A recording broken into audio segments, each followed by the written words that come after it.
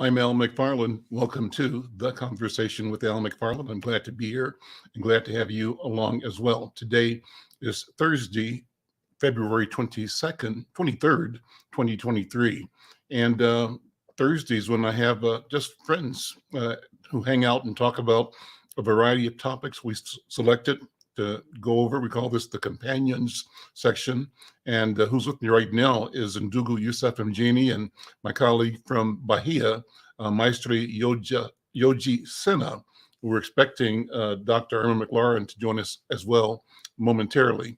But let me begin by listing the topics we're going to discuss in today's program. Before I do that, let me invite you to support this program, be a part of it by subscribing. We want to build our numbers, our metrics from our YouTube channel. So we're streaming on several platforms simultaneously. We're on two different YouTube platforms, one for Black Press USA, one for Insight News. We're also streaming on Facebook Live for Black Press USA and Insight News. We're also streaming on Twitter and on LinkedIn. The idea is to make the program, the conversation, available in as many places across as many channels and formats as possible. But for the sake of monitoring and developing a sense of how many people we can reach and engage, we're asking everybody, no matter what platform you're on, to mosey over to the YouTube space, find the conversation, and subscribe to the program there. Subscribe, like, and share. As I said, we've got about 300 or so people that are subscribing presently. We'd like to grow that number to 1,000. And after that, see where it goes. But help us with this immediate goal of getting 1,000 subscribers. It doesn't cost you anything. It costs you a second of your time. Be a subscriber, but also tell your friends, like the program and share the program. Well, today, over the course of the program, I'm going to talk about several ideas, several articles that we've pulled to have a conversation about. The articles in general will be one about a Black family in Texas that's revitalizing a Texas town by creating a block of Black-owned businesses. We've got also a conversation on update on Brittney Griner, her return to the Phoenix Mercury's. That's an important story. We'll discuss that story. Also, could Nigeria's cash shortage hurt the presidential vote that's going on right now in Nigeria? Another topic we'll talk about today, Jill Biden is on her way. Jill Biden, the First Lady, is on her way to Namibia and Kenya. And she's part of a U.S. Africa push. What does that mean? We'll discuss that. Yoji is in Bahia. We want to talk about what's happening with Lula and Biden, President Lula, President Biden, both condemning extremism and discussing war and international affairs. And finally, one thing we'll talk about is a report about child starvation in indigenous Brazilian territories that are causing a call for military intervention. So kind of a full plate, and then, more things may come up in the course of the conversation as well. Let me begin with the first topic. It's a piece that we have pulled from an organization called Afrotech, and a cool article, a good article. The headline says, Black family revitalizes formerly successful Texas town with a block of Black-owned businesses. Subtitle, this family is building their own Greenwood district brick by brick. And it goes that in Lott, Texas, Dr. Tarsia and Derek Hubert are transforming abandoned buildings into a block of Black-owned businesses. Before building their family-owned block from the ground up, the couple ventured into various endeavors, including their own studio. Open quote, I'm a former high school teacher and football coach, close quote, Derek shared with Afrotech. He said, it was some hardships that I faced as a teacher and a coach that made me go along and choose the path of being a full-time entrepreneur. I started without a media company. He says that inspired by Tulsa, Oklahoma's Black Wall Street and his own passion for media, the family created a YouTube channel where they highlighted Black-owned businesses, and their channel was also, however, challenged by the pandemic. But they had a chance to pivot in that process and to make a success of their venture. So after learning that her uncle had purchased this set of multiple buildings in Lott, Texas, where Tarsia is originally from, the two were eager to buy one of those buildings. And following about a year's time, the opportunity presented itself. They say we kept telling him, the uncle, that we wanted to purchase one, and finally the opportunity rolled around.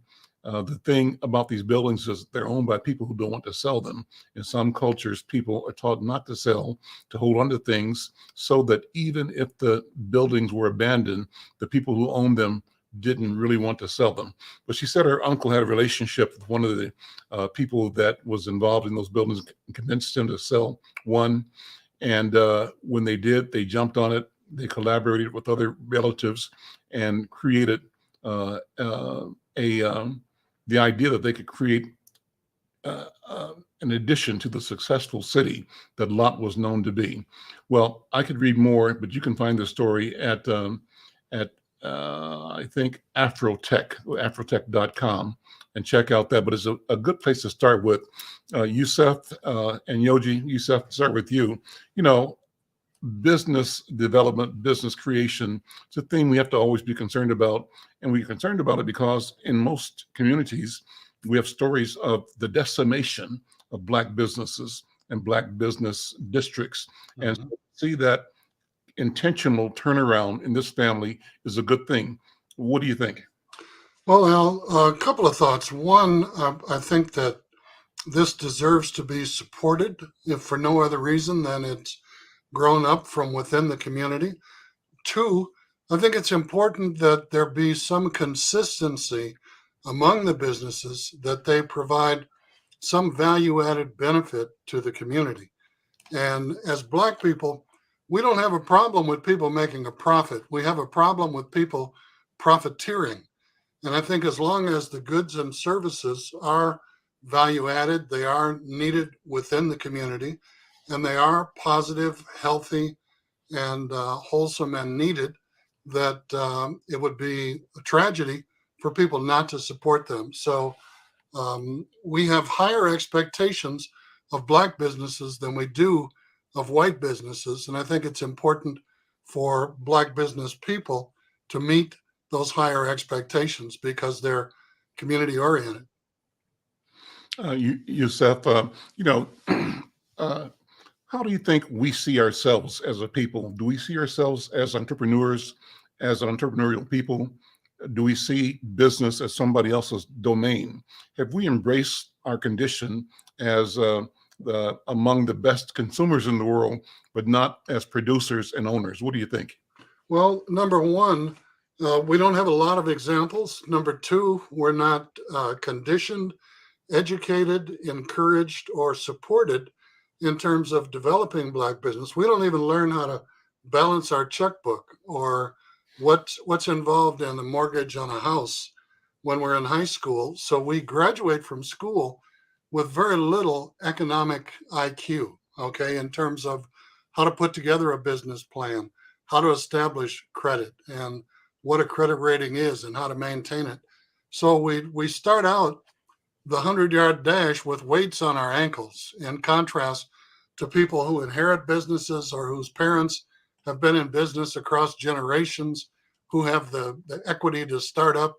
And look at yourself, Al. You had to basically bootstrap Insight News from Jump Street when it was a publication in the Public Housing Projects, which was how it started. And look at the empire that you have today. So the initiative must come from within the community, because from outside our community and within the educational system, we're basically just taught to be consumers. And we do, in fact, as you said, leave it up to somebody else. And working for yourself is hard. And you're probably the living proof of that. And I think anybody who did attempt to go in business and hopefully was successful can back that up. It's not easy working for yourself. It's long hours, it's hard work, it's sacrifice, and initially, very little benefit. You have to do it for the long haul to really enjoy the benefits. And if you do it with the community in mind, hopefully you enjoy the support of the community, and that makes your journey that much more mutually beneficial, because there has to be some quid pro quo. Okay, people are not just going to go to a business because it's black if they don't feel they get service. Okay, Right. or if they don't feel they get quality, or if they don't feel welcomed, valued, and respected. I mean, that's the reason why they support black businesses, because they've had bad experiences with other businesses that tend to infiltrate our community and jack up the prices and treat us with suspicion and disdain. So I go out of my way to find service. And if I can find somebody black who provides that service and takes pride in their work, I'm ecstatic. And I'm happy to drive from here to Minneapolis, or from the city to the suburbs, or wherever I have to go to get that service, because good service is not always easy to find and should be supported and appreciated. Let me ask Yoji to weigh in on how this story, how this question appears in Bahia, in Brazil. And the reason I asked Yoji is because the population there is an African population, it's a black population. However, the nation, until this generation, I believe, had a mindset that was Eurocentric. And what's happened in the past generation, the current generation, is the emergence of African consciousness that is changing how people articulate, their existence. But the reality is that the so-called overground public economy, there like here, probably was controlled by the European centered network, and that network operated with church and with government and with entrepreneurs and with education to maintain control of the economy. And so when Black people wanted to create businesses, either they were discouraged or they were, devalued, obstacles in their way. That didn't stop us from creating businesses. But what's the story like there? And how difficult or how much of a challenge is it for Black businesses to emerge and be successful in Brazil? Well, uh, good afternoon, everybody. So here, it's very similar but slightly different, as you say, because of particularly here in Bahia, of course, the demography. So here in Bahia, we are majority, and um, being an entrepreneur, which is a very fancy word in these cases here, people here to survive, most people have to be entrepreneurs. Even though those who have the luck of have a salary, they need to be creative to increase income for themselves and their families. So here, when we compare ourselves to the African Americans, we found out that uh, in the United States there is a lot more opportunities than here, and in the same time, we at the US, we still not satisfied what we can achieve. When I came back here, like 2 years ago, I noticed there is a huge amount of black middle class now comparing to time before, and I would say that is part of the policies that Lula implanted in his first two presidencies, as well with Dilma Rousseff. But here, everybody's got to be creating. So you see people, for example, you just passed Carnival, you know, and Carnival here, it's in Bahia became a big enterprise. We're talking about billions of dollars that are moved around in a question of 10 days. Mm-hmm. And and here they call the ambulance, are the street vendors. Mhm. So the street vendors had been camping outside of the government secretary that gives licenses for a month before sleeping in there, you know. So here, people, when they are poor, they are really poor, like very, very poor. So, and the government was acting towards them with disdain. They have sent the police to disperse them because they are protesting, because they want those people, they are street vendors, to do all these applications online. Mhm. A part of proportion of those people, they are illiterate yet. Other don't have access to to own a cell phone, and many don't know how to operate a phone. So create a conundrum. And here, that is the mecca of blackness in Brazil, in South America. The carnival, the idea of carnival, it is built around the black culture. But of course, this year particularly, there was a very vocal protestations of the uh, black organizations for carnival, that they have been relegated to fend on their own. For example, here it's unbelievable. Giselle Bündchen, you guys probably must have heard about her. Is this supermodel married to Tom Brady? She got paid, I think was two million or $5 million just to attend, to come, to show her face in the booth of Mhm. this beer company. And all the other carnival entities, they have sponsorship from big companies, and the black people are left to fend by themselves. Yet we our culture is who feel all of this. So here it is, uh, part of being black is to be entrepreneur. You need to create forms of increase your income to survive. And of course, there is no any form of help or assistance or training. People do learn, uh, You do what doing you have it to and do. failing. Sure. Let So it me is bring difficult. Dr. Irma McFarlane in. Dr. Irma, good afternoon. Good to see you, my friend. Good So afternoon.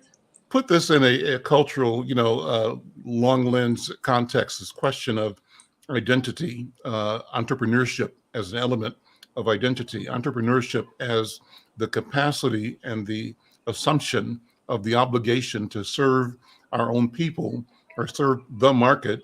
In this case, it's our people, and to do that with the sense of profitability and quality, and talk about the environment that poo-poos black energy in this area, but elevates and celebrates even substandard work of colonizers, and with the intent of having us be, I believe, believing in their power to deliver and not believing in our own power to deliver and create. What do you think, Dr. Irma? That's a lot, Al, but good to be Of here. Good to course. see everyone.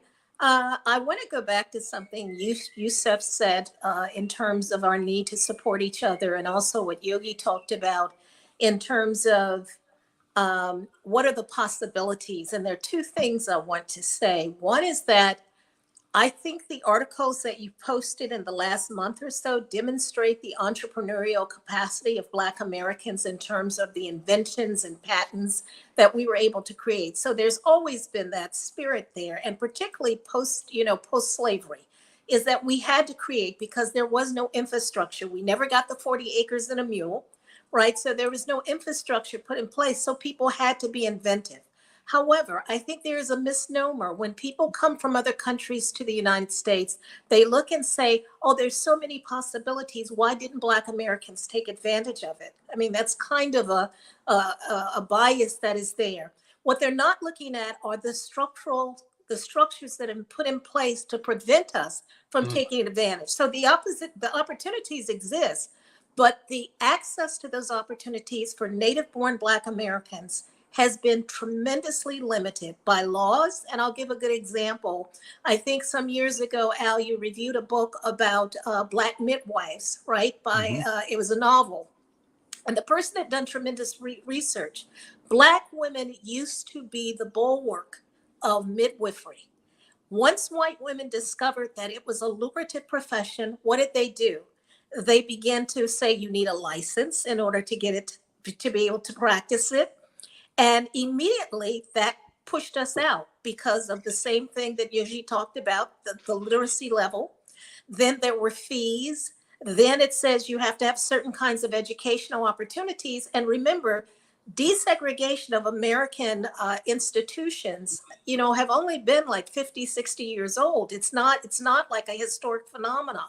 So yes, there is the appearance of opportunities for us, those of us who are native born, but the reality is that we don't have a real informal sector, unlike Latin America and the Caribbean, where you can actually sort of create informal sectors of economy and entrepreneurship. Here, everything is regulated. And so if you are found going against those regulations, and another example is Michael Brown, who was selling cigarettes on the street, trying to be an entrepreneur, and it cost him his life. There's just a lot of barriers to that.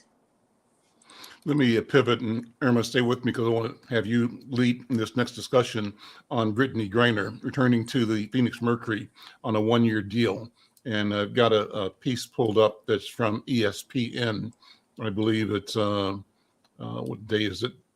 How current is it? It's I think yesterday or today. Yesterday, yeah. So it says that after being detained for 10 months in Russia, Brittney Griner fulfilled the promise of that she made to play for the Phoenix Mercury again in the 2023 season. A 32-year-old free agent, she signed a one-year, $165,000 contract with the Mercury on Saturday, a source confirmed to ESPN. She'll return to the team that drafted her first overall in 2013 for her 10th season. Now, the last time Griner suited up for the Mercury was in 2021 when she led them on an unexpected run to the WNBA Finals, which Phoenix lost to the Chicago Sky. She missed the 22 in WNBA season while she was detained in Russia. She had one of the best years in her career in 2021, averaging 20.5 points, 1.9 blocks, 2.7 assists, and career highs of 9.5 rebounds per game, 2.4 offensive rebounds, and 0.846 free throw percentage. Well, that's great news. You've written a couple of stories about Brittney Griner in Inside News. How do you see her return to the game and what it means for her personally, for that team, and for women's sports and sports in general? Let me begin with women's sports. First, I'm glad to see that she was released. I'm glad to see that she's healthy enough to be able to play because she was operating under some very harsh conditions. But this issue speaks to the heart of what my research is about, which is studying the social construction of inequality. Brittney Griner was in Russia because of gender pay inequality. Mm-hmm. And the fact that what she is earning now is minuscule in comparison, and I sent you some figures, I don't know, but if you go through all the sports of men's sports, and let's just do the NBA, which is primarily African American, you're looking at people making millions. So there's someone up there who's making like 1.65 million, and she's making 165,000. So there is tremendous pay inequality, and the only women's athletic organization that has been able to demand and actually receive gender pay equity is women's soccer, and the players in that are primarily white. So we're not only talking about a gender pay inequality, we're talking about a racial gender pay inequality. It is horrific for us to believe that her earning $165,000 after all that she's missed in terms of, those 10 months is somehow going to give her, that's not even a livable wage for an athlete. Hmm. And if they live in California, you might, that's the poverty level, really. And Mhm. so where are the NBA players who are making millions and millions on sponsorships and commercials and just the contracts? Then they get multi-year contract. This woman just got a 1-year contract, and we're supposed to be happy about that. It is shameful. It is absolutely shameful. And we need to start demanding that there be gender pay equity, particularly in those sports where Black women, dominate. And we need to start asking, in some ways, Yusef, I want to turn your question to, what are Black athletes doing to support the community? They Mhm. have the resources. They have the Mhm. income. I'd always argued that if every Black professional athlete in the NBA and the NFL gave $1 million into a fund every year, which is a tax deductible contribution, they could single-handedly support historically Black colleges and universities. Sure. We wouldn't need any federal money. They would be able to do that to help them build their infrastructure, to help them take care of deferred maintenance, to be able to pay their faculty a living wage. And as you can see, I'm very passionate about this, but I'm also pissed off because Mhm. that's not good enough for someone who basically was a political football, Mhm. in this whole thing. Russia was holding her hostage in order to get back to the United States. Yeah. And the United States used her not only to free her, but to also free someone else that they had actually not been able to do. So her case becomes like a platform for them to leverage. And all she gets is $165,000. Really?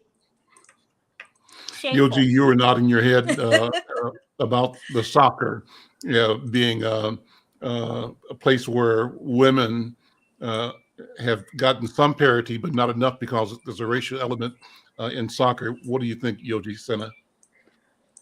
Man, I walk along with Dr. Irma in this one. I was my job dropped. What she's getting paid a year? $160,000. It's nothing to comparing to. I don't think any professional NBA player is paid like that. And she hit the point exactly. So why soccer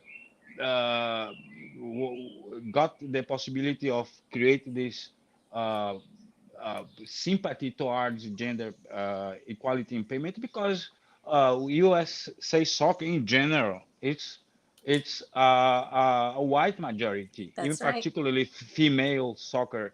That's really a phenomenon that I'm still trying to understand. By the way, we lost yesterday to the Brazilian females lost yesterday for the United States 2-1. Wow. So in the world, the women soccer player from the United States are the dominant.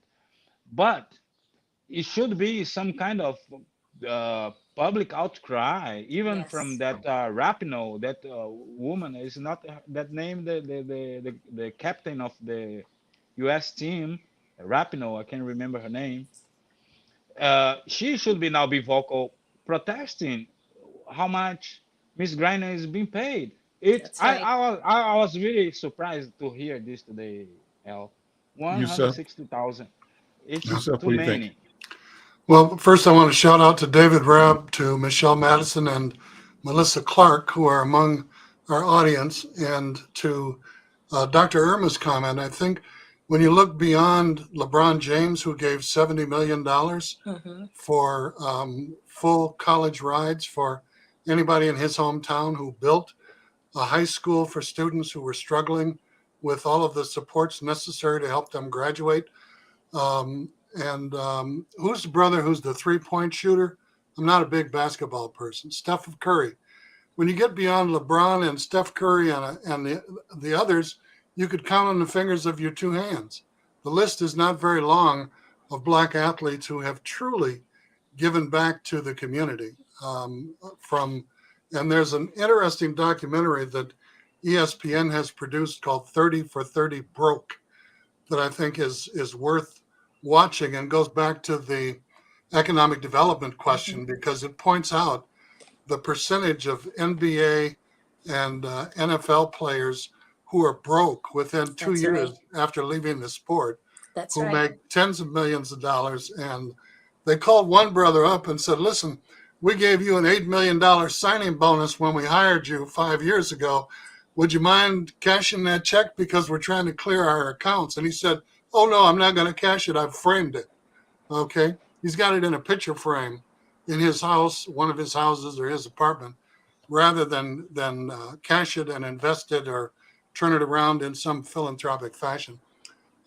Two things about Ms. Griner. First of all, let's hope and pray that the inhumane conditions that she That's right. suffered while she was imprisoned in Russia don't impose any physical or traumatic mental limitations on her ability to continue to play basketball at a high level, because she is still a young woman Yes. and has to earn her livelihood and prepare for her future on the other side of basketball. There are too few Kareem Abdul-Jabbar or other athletes who are also intellectuals like Bill Russell, who advocate on behalf of African Americans in many, many different spheres. But I concur. I mean, Dr. Irma just hit the nail on the head and drove it through the wood with her comments. So there's not much we can add. And thanks to Yoji as well for commenting. But I wanted to shout out to David and Michelle and Melissa for subscribing and for being in our audience today. Awesome. Hello, Thank you. Melissa. Yes. Hi. Let's pivot to a next story. Headline is, Could Nigeria's Cash Shortage Hurt the Presidential Vote? It's an article by Associated Press writer Chinedu Asadu. This is about an hour ago that this story was posted, and its dateline is Abuja, Nigeria. It says that voters in Nigeria will elect a new leader Saturday after President Muhammadu Buhari's final term ends, with 18 candidates vying to lead a country facing a series of struggles, the newest and most pressing being a shortage of cash. 3 frontrunners have emerged, including the ruling party's Bola Tinubu and the main opposition's Atiku Abubakar. Peter Obi, a third-party hopeful who has been favored in most polls, has broken the usual cycle of 2-candidate races. Despite a steady decline in voter turnout, political analysts have projected a high level of participation in this election, but standing in the way is this shortage in the supply of cash. People are forced to wait all day in lines at ATMs in the cash-reliant country, leaving many only able to buy basic foods like basics like food, and also stirring violence. It threatens to dampen voter turnout and interfere with independent groups' ability to oversee the race. So here are the basic things that are involved in the cash shortage. Why is there a cash shortage in Nigeria? Authorities are saying and are struggling to replace Nigeria's old currency with new notes. And the first time in nearly 20 years that the Naira, Naira, I'm not sure if I'm pronouncing it right, is being redesigned. As a result, many people have been unable to withdraw their money from banks. The currency changeover is meant to curb inflation and money laundering, with people holding more than 80% of all money in circulation as of November, when the central bank introduced the policy. Policymakers also said it was supposed to limit the use of cash to buy votes, a common trend in Nigeria's elections. I'll read the last paragraph here. But the fast timeline of the currency swap has led to a very limited supply of the new notes in the absence of cash. Many people have turned to digital payment services that are usually unreliable. So never had thought about this kind of consequence or impact on the election. Yoji, let me start with you, because you just come through an election in Brazil. And as you hear this story, does it reflect any of the concerns that our people, your country has experienced in things that have an impact from the side or from the center on the sense of well-being of the country and their ability to vote? Well, while you're saying that, I was being facetious here, thinking to myself, that maybe with this shortage of cash, people we would not be able to buy votes. Uh, uh, in a little bit of a comedic side, but it is difficult. Nigeria political landscape, it's very complicated, right? Because they have a kind of take turn approach among the Christians and the Muslim in the north and the south. And this guy Obi now is coming to challenge this duopoly. So, and it seems that he might win. He's, I think, the most popular in the polls, and probably might have also some uh, part of it by some kind of enticement to do the vote. Also, calls the attention that that the economy minister didn't preview that what's happening right now by implementing this exchange of notes in November, right?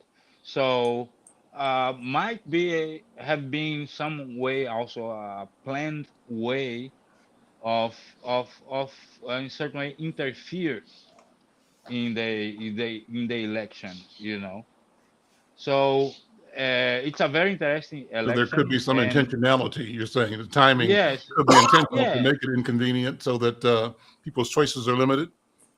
because as you say, one of the factors is hampering the ability of people to go to vote, right? Is one of these probably a form that they found of disenfranchise people.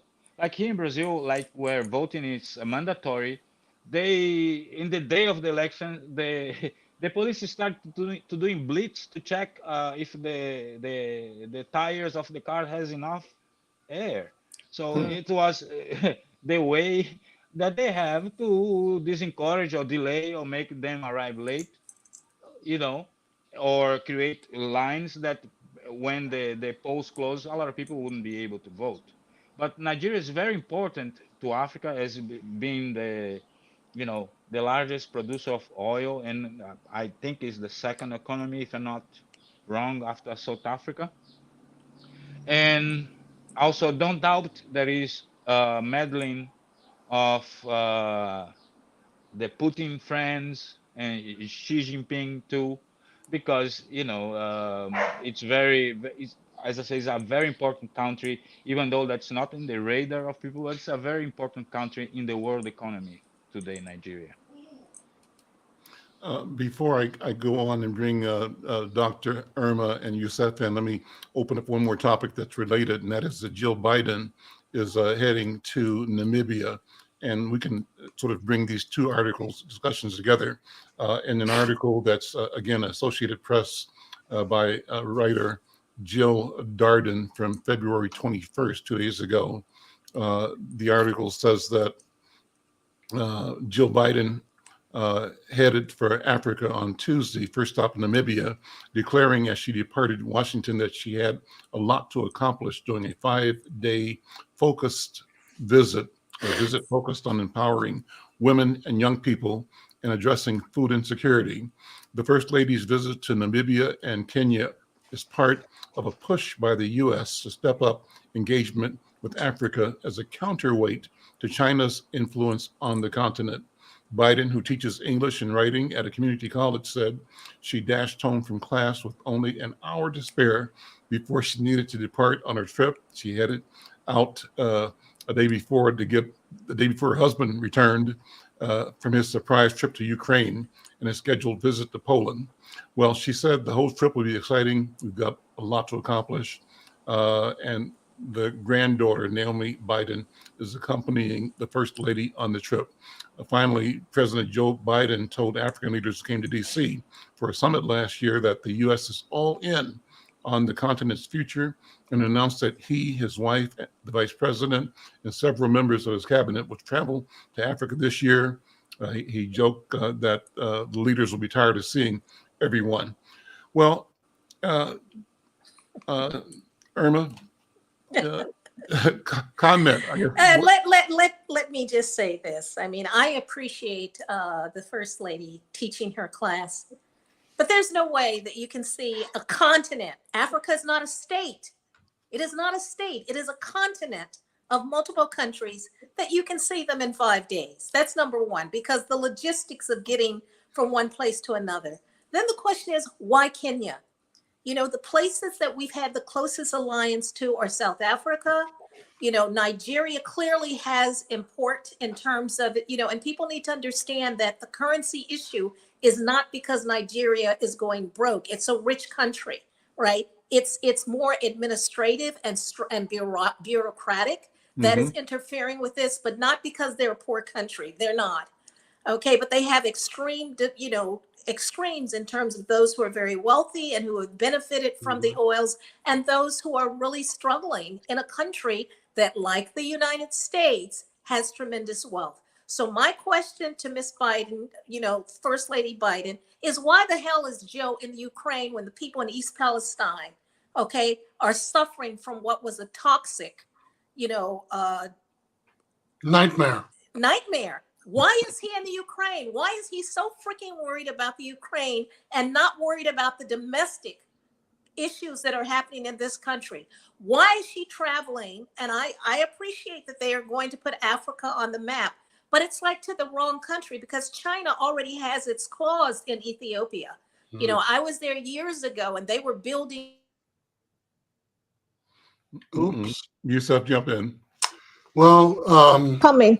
Yeah. So, Okay. but I'm just going to finish it by saying, you know, we need to sort of look at what does it mean when they say that Africa is going to become, you know, center.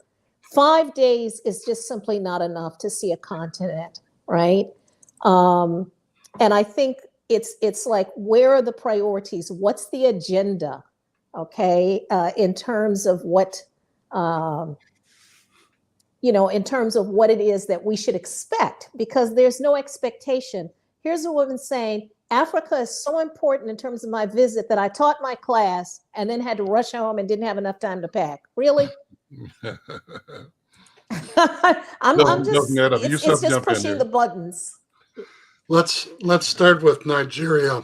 Number one, among the wealthiest countries in Africa, the most populous country in Africa. Some would suggest the most corrupt country in Africa, because corruption is rampant throughout the business and economic development community. 18 candidates vying to win the election, and a third-party candidate is favored in the polls. That's interesting. My sense is that Nigeria is also famous because, as Irma mentioned, of the class stratification. You have the super rich and you have the super poor, whatever that means. I don't like the term underclass because it suggests that there is an overclass. Let's say the historically looted, okay, that community is probably larger in Nigeria than it is in any of the others, independent African nations. Now, let's wrap Jill Biden into this. Okay, we've mentioned in the past that the United States has 83 military bases in Africa.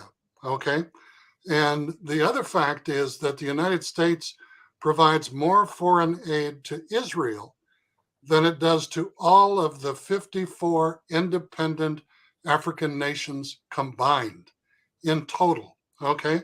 And Dr. Irma mentioned China.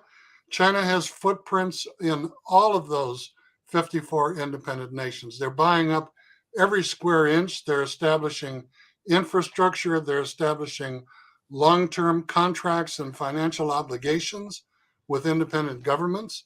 And, you know, one has to ask, given the largesse of the aid to Ukraine, who many would suggest was very necessary and important, in contrast to the pittance that this country provides to those 54 independent nations. And the reason why China and the United States with military bases, the Chinese with technical assistance and funding, are scrambling for the second scramble for Africa since the Berlin Conference of 1884, which created the puzzle pieces that we now see defining each of the countries, is because Africa is the only place where the precious minerals required to drive technology, space exploration, IT, industry, computers, pardon me, and the rest are all located. So they're trying to get a foothold in there to protect access to those minerals. And if you ask me, we're not doing a very good job of No, being partners with them. Well, not at all. given the idea that one would say that the Ukrainian-Russian war is in part a proxy war against Russia and the West, the NATO alliance, what do you see developing in Africa?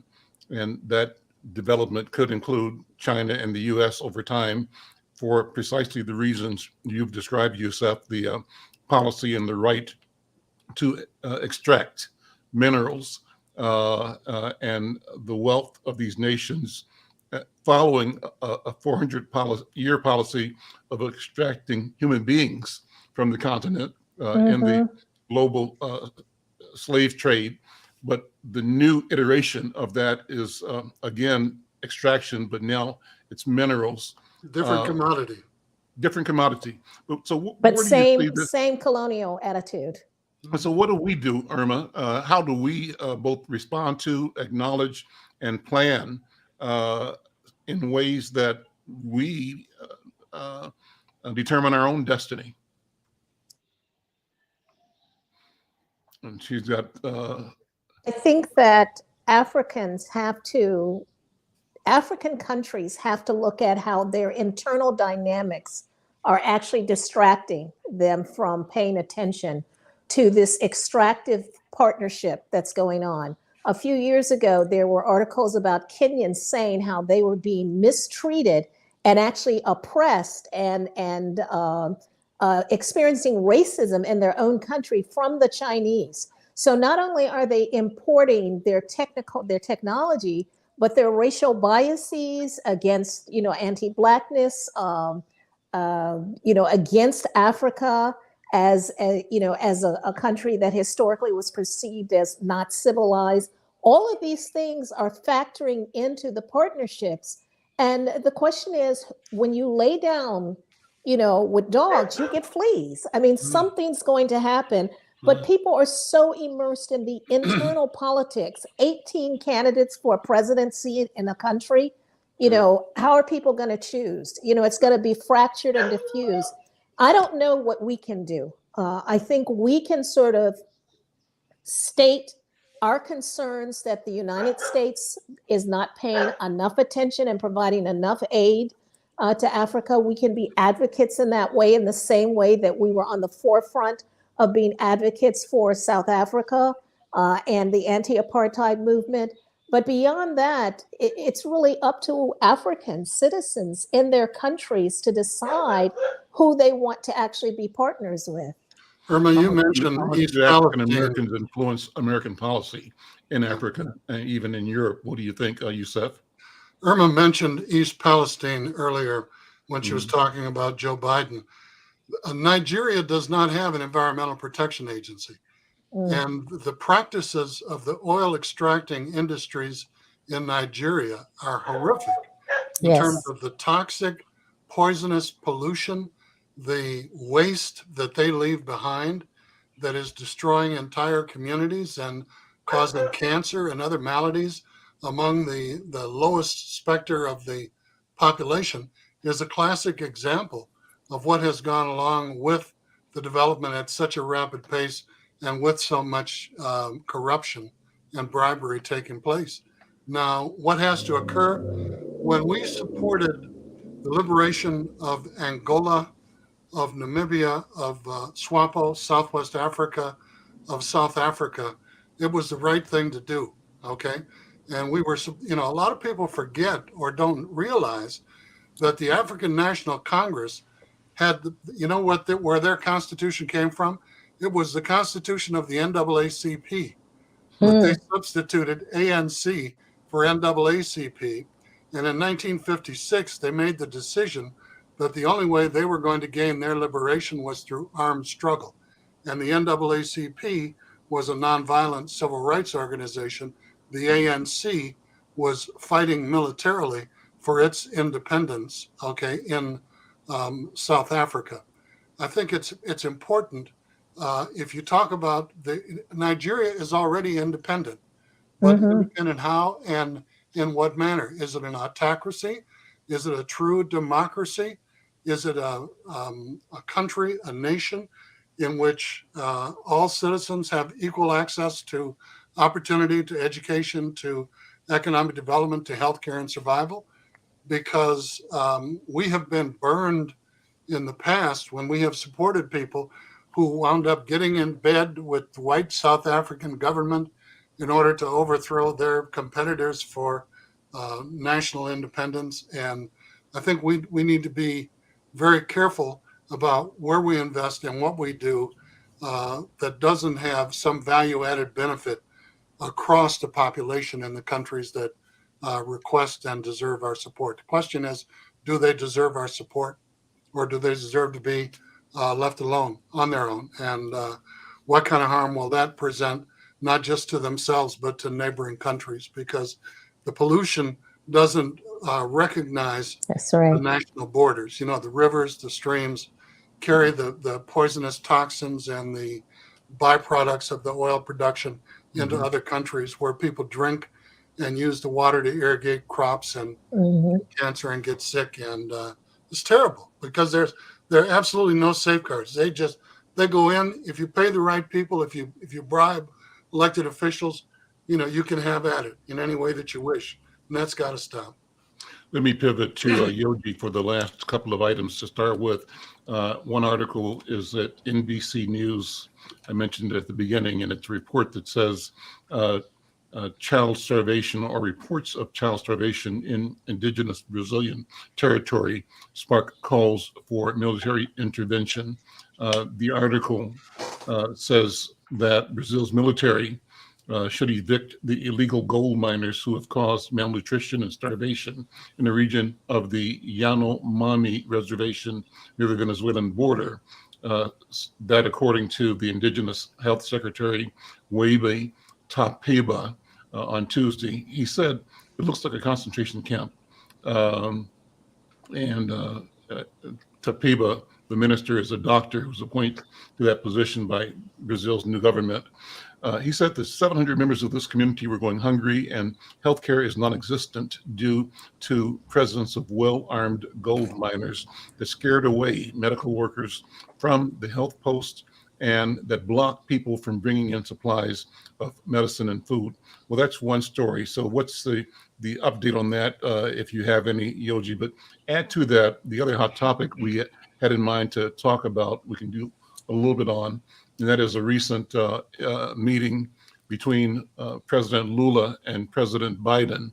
That meeting, according to a headline in the story published by Brasileiro de Fato, says Lula and Biden condemn extremism, discuss war and governance against the climate strategy. So they're talking about extremism in the world. They're talking about the war in Ukraine, and they're talking about what governments should do against the climate crisis. How do those topics come up in everyday conversation, Yoji? Oh, well, the situation that of the Yanomamis are really, really scandalous.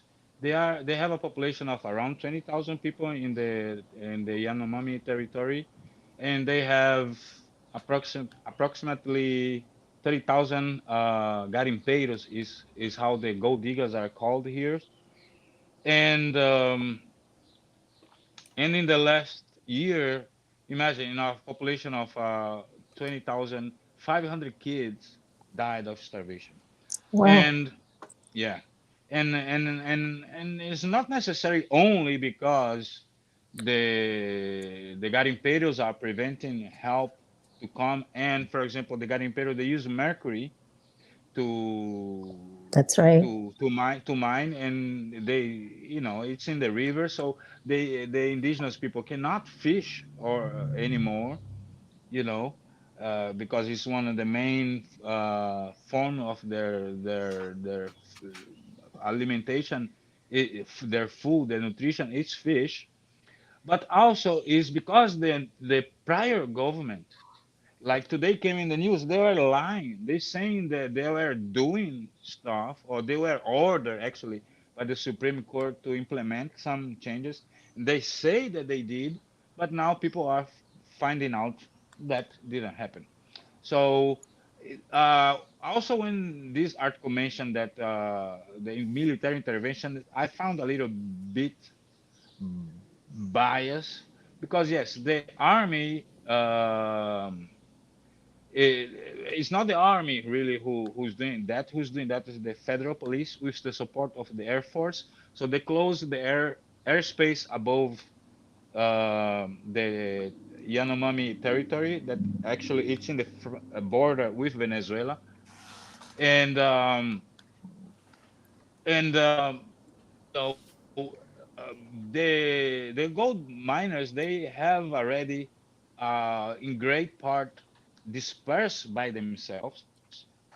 This is why they close the space, or the space around it, because they are doing by helicopters and airplanes, but they're doing by boats, and they are going to other areas where they think they will be able to proceed mining. Also, it is very important to know that these 30,000 or 35,000 miners, they are also low-income Brazilians, very low-income Brazilians. They are So not they're people pitting that them are against very rich. Those the indigenous people. Huh?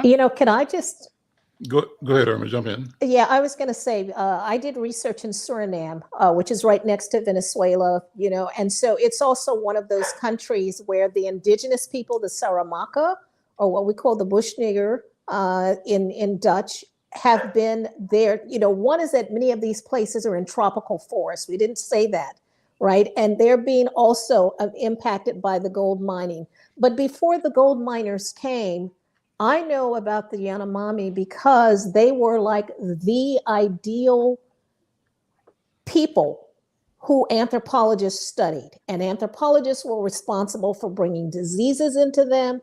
And so I just tweeted a question to the American Anthropological Association. What are you going to do? Every person who's ever taken a course in anthropology has read about the Yanomami. Why aren't we doing something? Where are statements protesting? And the last thing that we want to see go in there is the military, because often the agenda is to remove the people so they can then develop the land that they're on. But Irma, to have 500 children starve is just leave it there. inhumane. We got to leave it there. Listen, thank you, Irma, Dr. Irma McLaurin. Thank you, Ndugu Yusuf Njini. Thank you, Maestre Yoji Senna. I'm Alan McFarlane. This is The Conversation. We'll see you next time. Take care. Bye. Lula.